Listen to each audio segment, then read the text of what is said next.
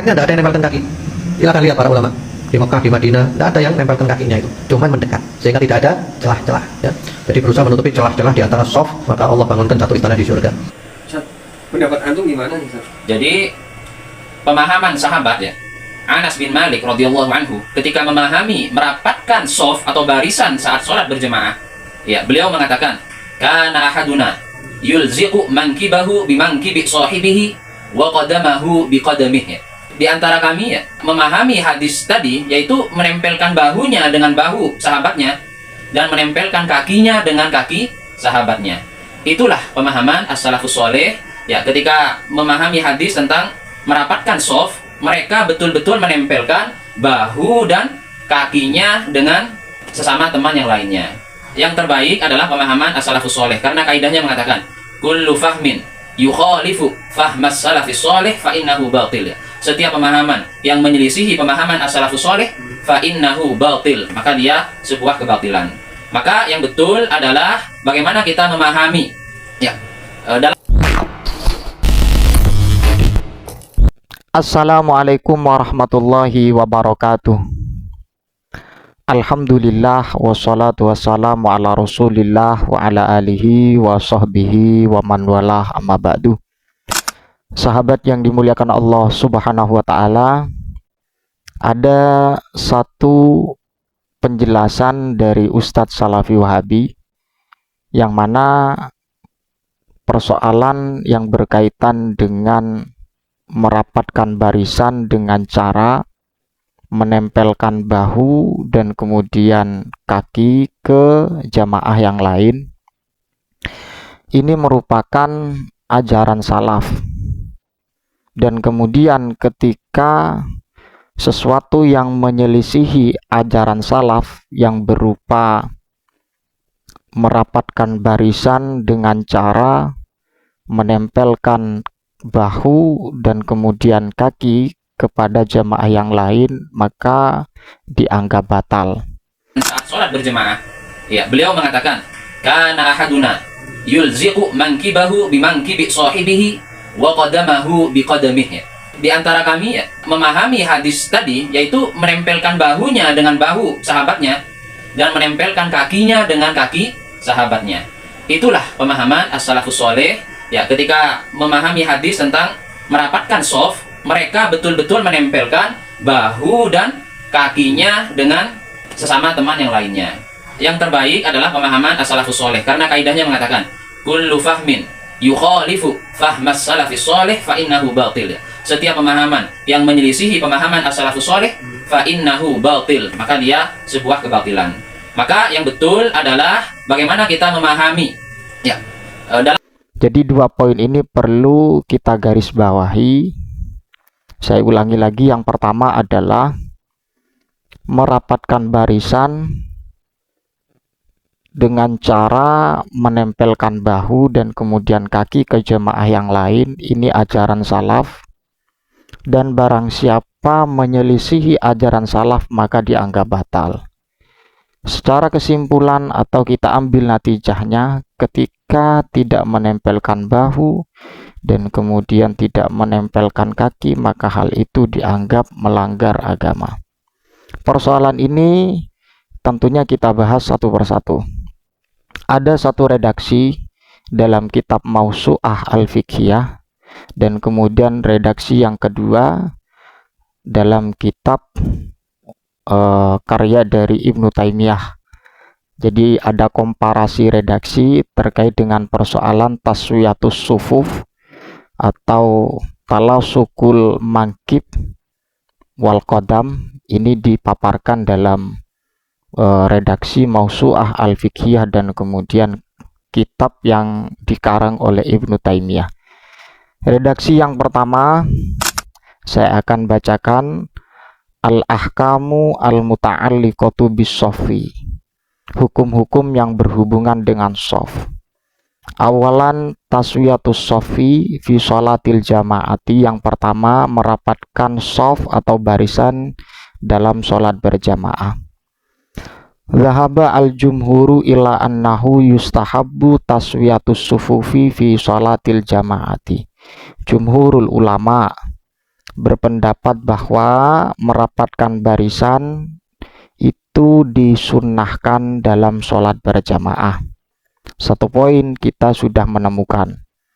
Bihaitsu la yataqaddamu ba'dul musallina 'alal ba'dil akhari wa ya'tadilu al-qa'imuna fis shaffi 'ala samtin wahidin ma'at tarasi wa huwa talasukul mankibi bil mankibi wal qadami bil qadami wal ka'bi bil ka'bi hatta la yakuna fis shaffi khalalun wala furjatun. Kemudian bagaimana tasawur atau kontekstualisasi dari taswiyatus sufuf dengan cara sebagian orang yang sholat tidak mendahului terhadap jamaah sholat yang lain. Dan kemudian waya atadilu al-qaimuna fis shaffi ala samtin wahidin ma'at taros. Kemudian orang yang dalam keadaan sholat tersebut dalam keadaan lurus dalam shaf dalam satu sisi ma'at tarosi serta nempel. Apa taros? Wahwa talasukul mangkib bil mangkib, nempelnya bahu dengan bahu yang lain dan kemudian kaki dengan kaki yang lain dan kemudian ka'ab ya, ka'ab dengan ka'ab yang lain. Hatta layaku nafis sofi khalalun wala furjatun, sehingga dalam soft tersebut tidak ada celah atau furjah atau benggang ya. Ila angkol, redaksi ini diteruskan wadhahaba ba'dul ulama'i minhum Ibnu Hajar wa ba'dul muhaddisin, dan kemudian sebagian ulama berpendapat, di antaranya adalah Ibnu Hajar dan kemudian sebagian para pakar hadis, ila wujubi taswiyatis sufufi liqaulihi sallallahu alaihi wasallam la tusawwunna sufufakum au la yukhalifannallahu baina wujuhikum fa inna wuruda hadzal wa'id dalilun ala wujubit taswiyah wa tafritu fiha haram wa li amrihi sallallahu alaihi wasallam bidzalika wa amruhu lil wujub ma lam yasrifu sarifun wala sarifahuna. Qala Ibnu Hajar al-Asqalani wa ma'al qawli bi anna taswiyatas soffi wajibatun fa sholatu man khalafa wa lam yusawwi sahihatun. Jadi sebagian ulama di antaranya Ibnu Hajar dan kemudian sebagian pakar hadis berpendapat taswiyatus sufuf, merapatkan barisan, itu hukumnya wajib karena berdasarkan hadis ini ya, la tusawwunna sufufakum ila akhiril hadis. Qala Ibnu Hajar, kecuali nanti ada sorif, tapi di sini tidak ada sorif, kata beliau. Kemudian qala Ibnu Hajar al-Asqalani wa ma'al qawli bi anna taswiyatas soffi wajibatun fa sholatu man khalafa wa lam yusawwi sahihat. Berdasarkan pendapat Ibnu Hajar yang menyatakan bahwa merapatkan shaf itu hukumnya wajib, maka sholatnya orang yang menyelisihi hal itu dan kemudian tidak merapatkan barisan, sholatnya sah. Jadi kewajibannya itu tidak sampai membatalkan kepada sholat. Wa yu'ayyidu dzalika anna anasan ma'a inkarihi alaihim lam ya'murhum bi i'adati shalah. Karena persoalan ini dikuatkan oleh satu sikap dan kemudian langkah dari sahabat Anas yang ingkar terhadap apa yang menjadi ketentuan persoalan taswiyatus sufuf, lam ya'murhum bi i'adati sholati. Jadi tidak ada perintah pengulangan sholat.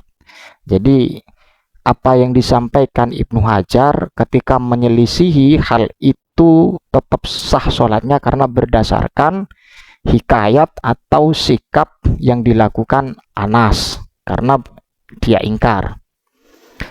Kemudian poin yang kedua dalam kitab Syarhu Umdatil Fiqhi karya dari Ibnu Taimiyah. Faslun wal masnunu lis-sufufi khamsatu asya'a mabnaha ala aslaini.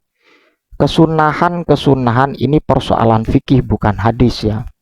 Tapi ini fikih, ketika idza utliqa as-sunnah maka hukum syariat. Bagaimana hukum syariat sunnah itu ya, kalau dikerjakan mendapat pahala, kalau tidak dikerjakan ya tidak mendapatkan siksa.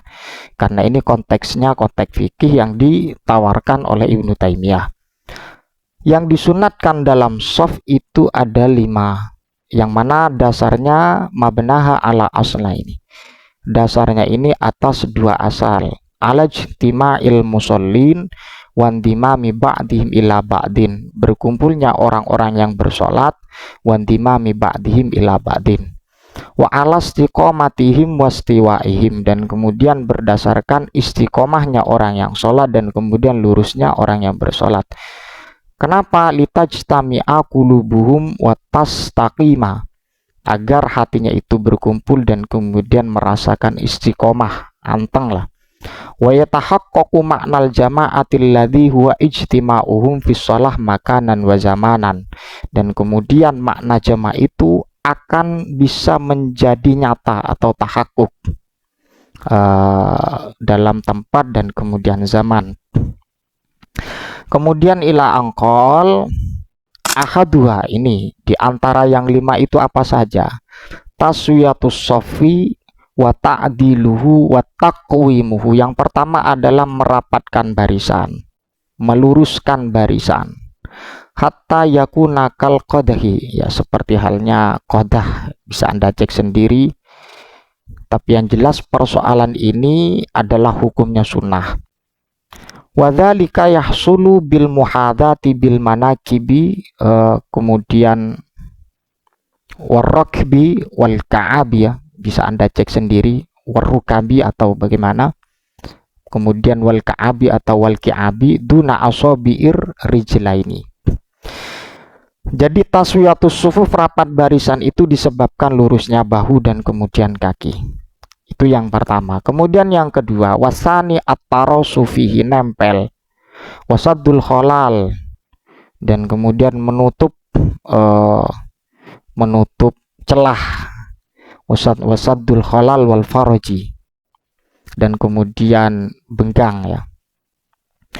Hatta yulsiko ar-rajulu mangkibahu bimangkibir rajuli wa ka'bihi bika'bihi. Lah praktek ini nempelnya bahu jamaah dengan jamaah yang lain dan kemudian kaki yang lain. Saya tidak perlu meneruskan karena poin-poin ini sudah ada. Jadi secara kesimpulan bahwa persoalan ini semuanya berangkatnya dari hadis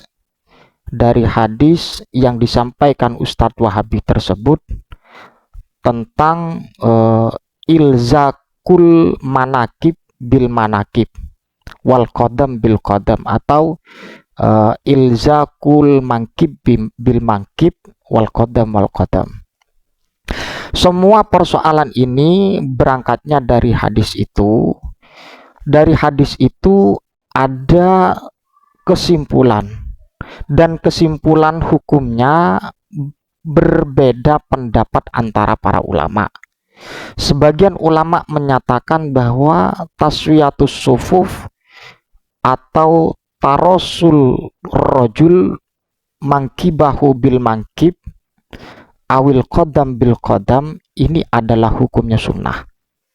Dan yang mengatakan sunnah ini adalah jumhurul ulama. Kita tahu apa jumhurul ulama itu ya, mayoritas ulama. Dan sebagian ulama diantaranya Ibnu Hajar dan kemudian ba'dul muhaddisin menyatakan taswiyatus sufuf ini adalah hukumnya wajib. Akan tetapi kewajiban itu tidak sampai membatalkan sholat ketika menyelisihi. Bisa kita ambil kesimpulan dan kita komparasikan dengan apa yang difatwakan Wahabi.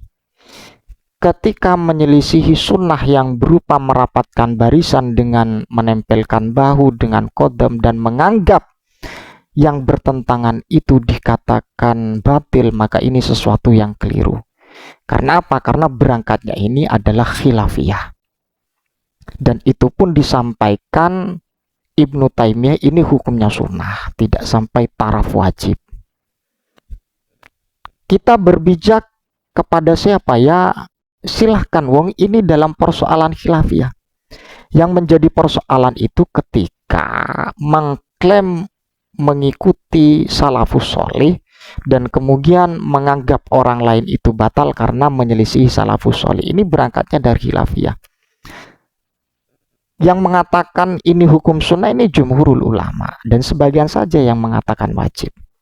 Lah, satu klaim-klaim yang seperti ini menunjukkan bahwa Salafi Wahabi itu ya memang faham tekstual, faham lahiriah, tidak memahami bagaimana istinbatul ahkam dari hadis itu.